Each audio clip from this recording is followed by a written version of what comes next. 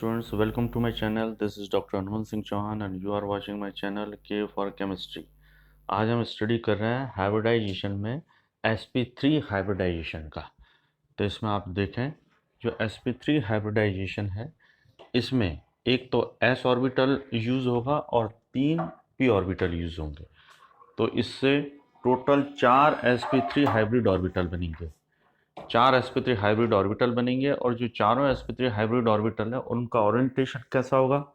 उनका ओरिएंटेशन ऐसा होगा कि उनमें कम से कम रिपल्शन हो। तो ऐसी स्थिति कौन सी आती है? ऐसी स्थिति आएगी टेट्राहेड्रल, जिसमें 109 डिग्री 28 मिनट का एंगल होगा।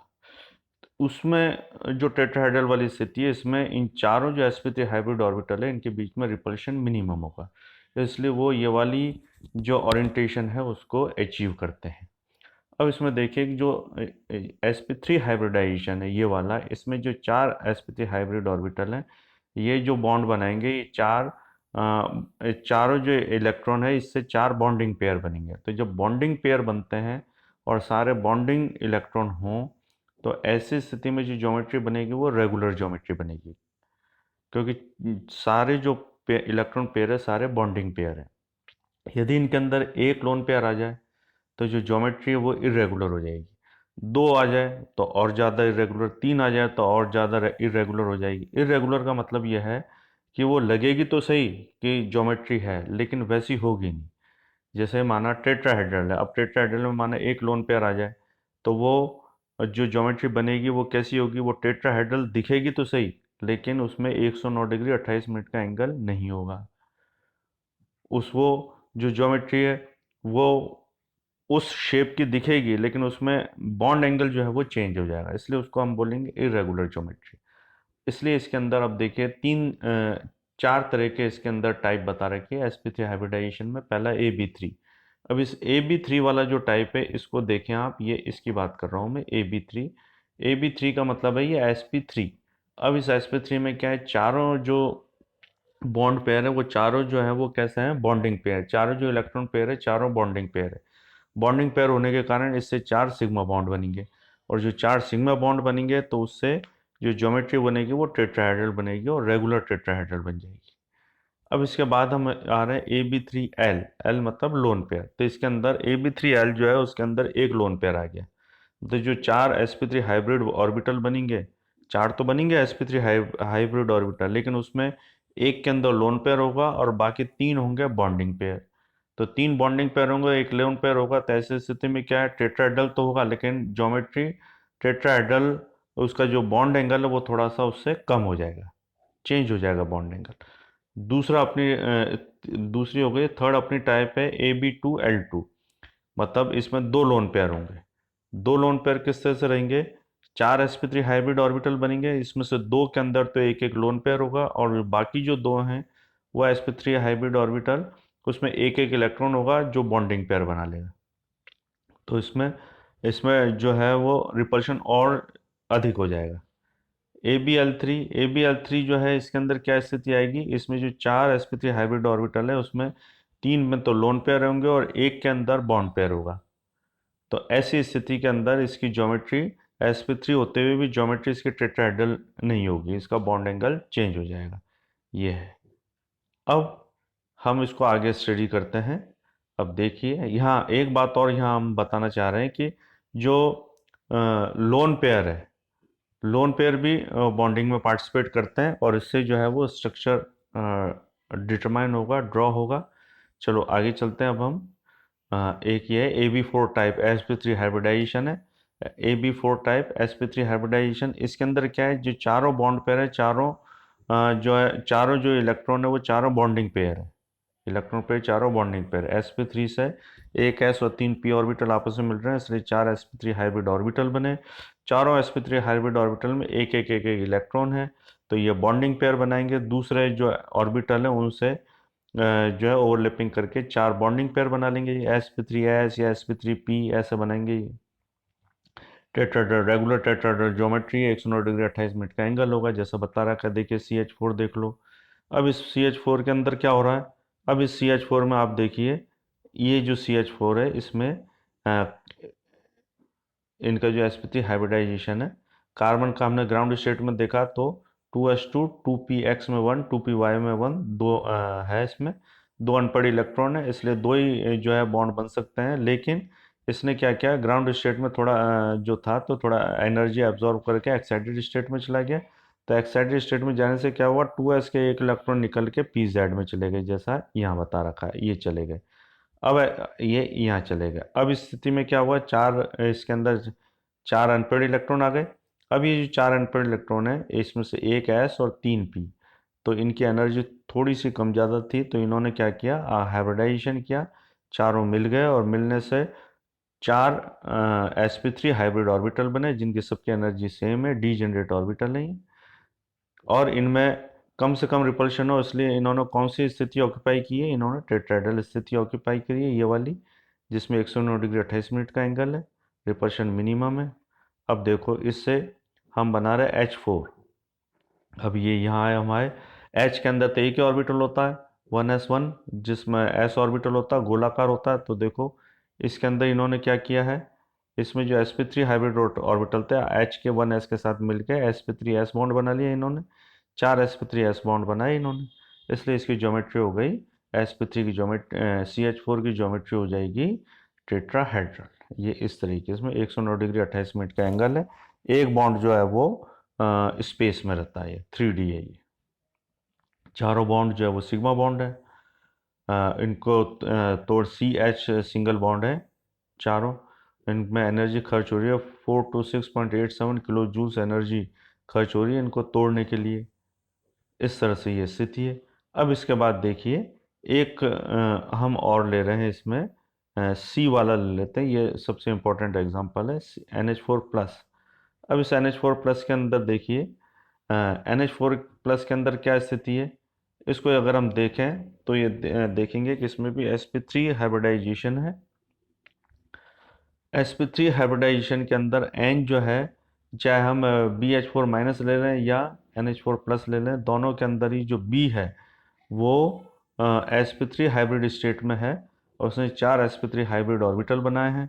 इन चार sp3 हाइब्रिड ऑर्बिटल के अंदर बनने से क्या हुआ, इसके अंदर जो स्थिति आ रही है N के अंदर, या पहले हम B की बात कर लें, B जो था ऑर्बिटल, इसके अंदर जो स्थिति थी 2s2 2p1, जो B ऑर्बिटल था उसमें स्थिति थी 2s2 2p1, लेकिन क्योंकि B माइनस है, माइनस होने से इसके अंदर एक इलेक्ट्रॉन और आ गया, तो ये हो गया 2s2 2s2 2p2 हो गया, ये 2s2 2p2। अब इस स्थिति में क्या हुआ, 2s2 2p2, p के अंदर x और y में एक एक इलेक्ट्रॉन है, लेकिन s के अंदर दो इलेक्ट्रॉन है, तो एक्साइटेड स्टेट में जाने से क्या हुआ, 2s के अंदर एक इलेक्ट्रॉन निकल के वो pz में चला गया, तो ये sp3 हाइब्रिडाइजेशन हो गया और टेट्राहेड्रल स्ट्रक्चर बन गया। अब जो H थे, चार S थे, चारों CH4 की तरह अपने अपने स्थानों पर जुड़ गए, जुड़ने से क्या बन गया, ये BH4 माइनस बन गया है। इस तरह से ये बना है, जो एक इलेक्ट्रॉन की कमी थी वो B माइनस ने एक इलेक्ट्रॉन की कमी पूरी कर दी है। अब NH4 प्लस देखो, तो NH4 के अंदर क्या स्थिति है, N तो प्लस है और चार H है, N प्लस और चार H है। N जो प्लस है वो उसकी स्थिति क्या है, N नॉर्मल स्टेट में क्या होता है, NH2NP3, NH2NP3, जैसा कि ये यहाँ बता रखा है, ये देखिए NH2NP3 नॉर्मल स्टेट में। लेकिन अपन को N प्लस बनाना, तो एक इलेक्ट्रॉन निकाला हमने, तो ये बन गया 2s2 2p2, एक इलेक्ट्रॉन निकल गया, चार इलेक्ट्रॉन रहे, तो ये बना 2s2 2p2। p के अंदर दो इलेक्ट्रॉन है, p 2px 2py, और 2s के अंदर दो इलेक्ट्रॉन है, तब ये एक्साइटेड स्टेट में गया, 2s में से एक इलेक्ट्रॉन निकल के तो pz में चला गया। तो s के अंदर भी एक इलेक्ट्रॉन है और तीनों p के अंदर एक एक इलेक्ट्रॉन है। अब देखिए चार बॉन्डिंग पेयर बन गए, इसमें चार बॉन्डिंग पेयर जो थे, इनसे एक H जो है वो 1s वाला जो H था राउंड शेप का, वो इनसे जुड़ गया और इससे टेट्राहेड्रल स्ट्रक्चर इस तरह से बन गया, sp3s, चार sp3s बॉन्ड बने, ये इस तरह से है। आगे देखते हैं हम NH3 मॉलिक्यूल जो आएगा वो Ab3L वाले शेप में आएगा, Ab3L वाला जो शेप है, L मतलब इसमें एक लोन पेयर रहेगा। अब इसमें देखो NH3 को यहाँ हम स्टडी करें तो हम पाएंगे कि NH3 जो है उसमें 5 इलेक्ट्रॉन होते हैं, NH3 के अंदर 5 इलेक्ट्रॉन है, 2s2 2p3 5 इलेक्ट्रॉन है। 5 इलेक्ट्रॉन होने से क्या स्थिति आ रही है, वैसे देखा जाए तो इसमें 3 अनपेड इलेक्ट्रॉन है। चाहे तो ये डायरेक्ट 3 हाइड्रोजन से ओवरलैपिंग करके और ये 3 NH बॉन्ड बना सकता है, लेकिन ये ऐसा करता नहीं क्योंकि इसका जो ओरिजिनल स्ट्रक्चर है वो है टेट्राहेड्रल। इसलिए टेट्राहेड्रल होने से इसने क्या किया, इसने बॉन्डिंग की है, इसने यहाँ पर जो है हाइब्रिडाइजेशन किया है और दिशात्मक स्ट्रक्चर्स ड्रॉ किए हैं इसने। तो जो N था उसका 2s2 2p3 था, तो इसने आपस में मिलकर और 4 sp3 हाइब्रिड ऑर्बिटल बनाए। 4 sp3 हाइब्रिड ऑर्बिटल में से जो एक था उसके पास तो आ गया लोन पेयर, बाकी जो 3 थे उनके पास एक एक इलेक्ट्रॉन आ गया। इन एक एक इलेक्ट्रॉन से क्या हुआ, जो H था राउंड शेप वाला 1s ऑर्बिटल, वो उनसे हाइब्रिडाइज उनसे जो है वो ओवरलैपिंग करके और 3 NH बॉन्ड बना लिए। 3 इसने sp3s बॉन्ड बनाया और जो एक sp3 था वो लोन पेयर है।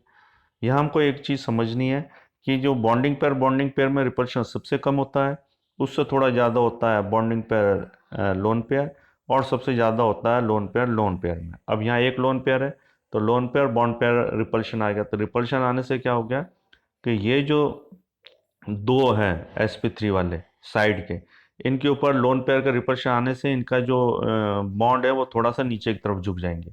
नीचे की तरफ झुकने से क्या होगा, जो बॉन्ड एंगल 109 डिग्री 28 मिनट का था वो उससे कम होकर 107 डिग्री पर आ जाएगा। ये इसका ड्रॉबैक रहेगा। लोन पेयर होने से रिपल्शन बढ़ा, रिपल्शन बढ़ने से जो बॉन्ड एंगल 109 डिग्री का था वो 9 डिग्री से घट के 107 डिग्री का आ गया।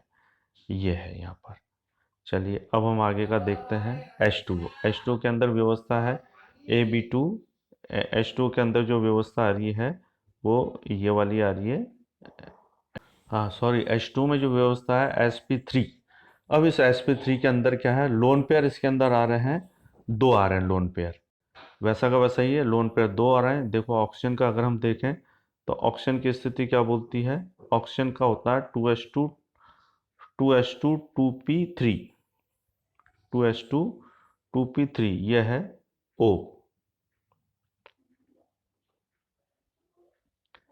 ये इसके अंदर स्थिति है, sp2 वाला है ये।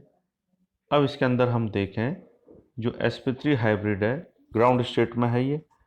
अब यहाँ एक चीज़ हमको ध्यान रखनी है कि जो ऑक्सीजन है उसके पास होते हैं 8 इलेक्ट्रॉन। तो 8 इलेक्ट्रॉन होने से 1s2 2s2 2p4, 1s2 2s2 2p4 2p4, 4 और 2 6 और 2 8, यहाँ पर एक इलेक्ट्रॉन कम बनाया गया है। ये जो 2p के अंदर आएगा एक इलेक्ट्रॉन, ये इसके अंदर कम बनाया गया है, यहाँ पर देखिए आप। तो ये है, तो अब ये चारों जो ऑर्बिटल है ये आपस में मिलेंगे और इससे 4 sp3 हाइब्रिड ऑर्बिटल बनेंगे, जिसमें से 2 के अंदर तो लोन पेयर आ जाएगा और 2 के अंदर एक एक इलेक्ट्रॉन होंगे। और जिसमें एक एक इलेक्ट्रॉन होंगे उनके अंदर क्या होगा, एक एक इलेक्ट्रॉन होंगे वो एक एक H से मिलकर ओवरलैपिंग कर लेंगे और 2 OH बॉन्ड बना लेंगे। बाकी जो 2 sp3 हाइब्रिड ऑर्बिटल हैं उनमें एक एक लोन पेयर रहेगा। लोन पेयर रहने से क्या होगा, लोन पेयर रिपल्शन होगा। रिपल्शन होने से दोनों जो sp3 वाले बॉन्डिंग पेयर उनके ऊपर दबाव आएगा। दबाव आने से वो उनका जो बॉन्ड एंगल है वो 109 डिग्री से घट के 107 और 107 से घट के 105 डिग्री का हो जाएगा। तो वो वी शेप का हमको H2 का मॉलिक्यूल प्राप्त होगा। यहाँ क्योंकि जो ऑक्सीजन है उसमें 8 इलेक्ट्रॉन है और 8 इलेक्ट्रॉन का मतलब 1s2 2s2 और 2p4, तो ऐसे स्थिति में ये 8 इलेक्ट्रॉन हो गए। अब ये 2p4 इसके अंदर यहाँ हम देखेंगे जो डायग्राम बना है इसके अंदर यहाँ बुक में एक इलेक्ट्रॉन की कमी आ रही है, यहाँ पर हमको एक इलेक्ट्रॉन चाहिए। तो ये इस तरह से स्थिति होती है। तो आप देखें इसको, इसके बाद जो स्ट्रक्चर आ रहा है AbL3। अब इस AbL3 में 3 लोन पेयर है, इसमें AbL3 में 3 लोन पेयर, टोटल 4 है sp3 हाइब्रिड बनेंगे, ऑर्बिटल बनेंगे। उसमें से 3 के अंदर तो लोन पेयर और एक में बॉन्ड पेयर है। तो देखिए आप ICl का है, इसमें I जो है, I के अंतिम कक्ष में कितने इलेक्ट्रॉन होते हैं, 7, जिसमें से 3 तो लोन पेयर हैं, पेयर्ड इलेक्ट्रॉन, और एक जो अनपेड इलेक्ट्रॉन। तो अनपेड वाले ने Cl के साथ मिलकर एक बॉन्ड बना लिया। अब इसमें क्या हुआ कि जो I था उसने sp3 4 sp3 हाइब्रिड ऑर्बिटल बनाए। 4 sp3 हाइब्रिड ऑर्बिटल में से जो 3 थे उसके अंदर तो एक एक लोन पेयर पहले से ही पड़ा हुआ है, और जो एक था उसने Cl के साथ बॉन्ड बनाया। चलो देखें हम, ये देखो इस तरह का स्ट्रक्चर है ग्राउंड स्टेट में, ये इस तरह का स्ट्रक्चर आया है इसका, आई का 5s2 5p 5 5s2 5p5, तो इस तरह से है। तो ये एस और पी के अंदर हाइब्रिडाइजेशन हुआ, sp3 हाइब्रिड ऑर्बिटल बने। देखिए इसमें से 3 जो थे उसके अंदर तो दो दो इलेक्ट्रॉन से लोन पेयर है, एक जो था वो सिंगल इलेक्ट्रॉन है, इसलिए अनपेयर्ड इलेक्ट्रॉन से उसने आई Cl के साथ बॉन्ड बना लिया। तो ये स्ट्रक्चर कैसा हुआ, लीनियर स्ट्रक्चर हो गया। ये है तो हालांकि sp3 हाइब्रिडाइजेशन, लेकिन स्ट्रक्चर इसका है लीनियर। चलो आगे का जो टॉपिक है हम नेक्स्ट वीडियो में स्टडी करेंगे, sp3d जो हाइब्रिडाइजेशन है उसको हम आगे वाले वीडियो में स्टडी करेंगे। आज के लिए बस इतना ही।